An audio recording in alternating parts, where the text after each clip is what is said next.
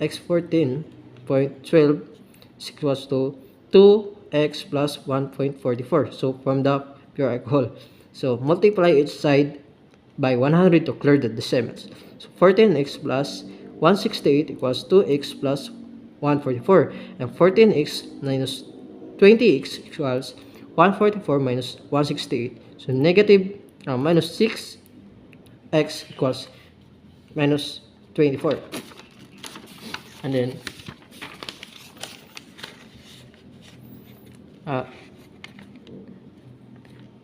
x equals 24 divided by negative 6. So x equals 4. From the step 5, we can express our response as follows since x is quantity of the 20% alcohol solution. So, however, the solution number 2, 4 gallons of 20 alcohol is 4.2 equals